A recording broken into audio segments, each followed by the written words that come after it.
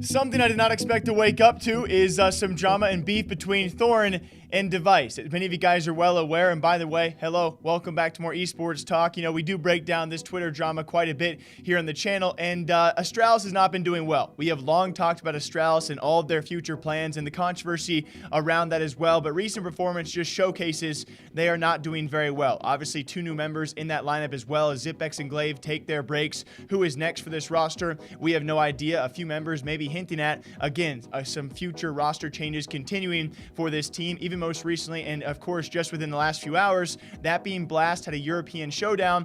Astralis goes 1-3, and they're out. DreamHack Masters, they're already in the lower bracket. That will be their next matchup, and after all of this, Dev1ce took to Twitter just yesterday to point out, you know, their results have not been what is expected, but he's also noticed a lot of salty comments. As he said, reading the comments on social media is not something I often do, but I notice a high amount of NaCl, that's sodium or salt, by the way, so salty comments regarding our performance. Just a heads up, adjust your expectations. We have done that. And this, maybe alongside some other reactions out there, is what sparked Thorin to take to Twitter just this morning following the recent result, eventually calling Dev1ce narcissistic, and that's what sparked the two going back and forth a bit, and it got, as per usual when we talk about Thorin, it got pretty heated pretty fast. As Thorin stated, imagine how narcissistic you have to be to want praise and no criticism or memes when you lose and look absolutely terrible doing it. As Dev1ce replies, nothing narcissistic about it, at me if you have a problem instead. Thing is, everyone understands why we are losing. Shouldn't be that tough for an esports historian to figure it out, right? What is annoying is that you are just riding a wave and staying relevant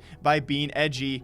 Clown emoji. Then Thorin replies, I don't need to at you, loser. Go call your girlfriend if you want to rage out about losing in the game. And a now deleted tweet where Dev1ce points out Thorin's age, and yet, like I said before, that has now been deleted. Dev1ce later took to his own Twitter, though, said, nah, fam, I can't. I tried to figure out how he works, but I can't. This is literally a mission impossible, even for what you guys called Tom Cruise. I'll leave him alone. But Thorin was not done, and Thorin did not leave Dev1ce alone. It did continue. I probably highly advise you guys to check their Twitters after this video as well, as I'm sure it is likely continuing, but at some point I gotta cut it off for a video here. Thorin did not end it. In fact, he rehashed some stuff we even covered on this channel.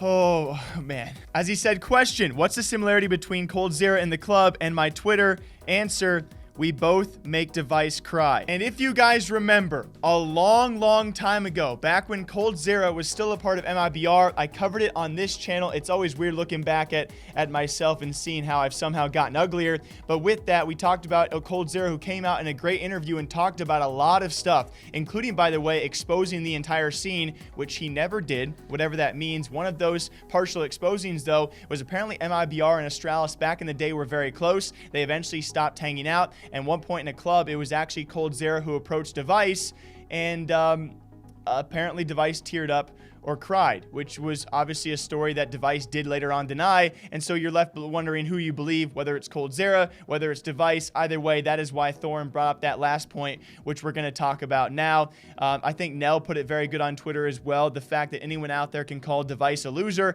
If Dev1ce is a loser, then God knows what a guy like what am I? You know, like, if that man is a loser, then what the heck am I? But of course, that doesn't mean that you can't call anyone a loser, right? Freedom of speech, and a guy like Thorin is going to keep on doing these kind of things. I would say both in their responses, whenever a player caves in to a kind of a pecking like Thorin does, usually we do see unprofessionality on both ends.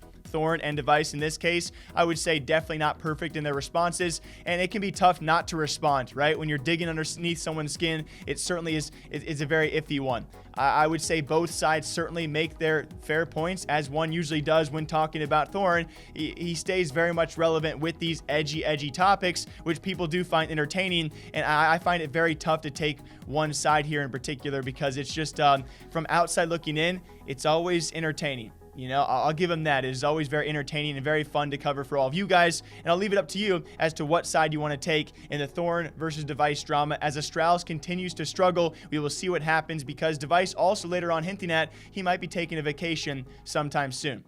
What do you guys think? Until next time, drink your water, drink your coffee. I'll see you guys back here all day long.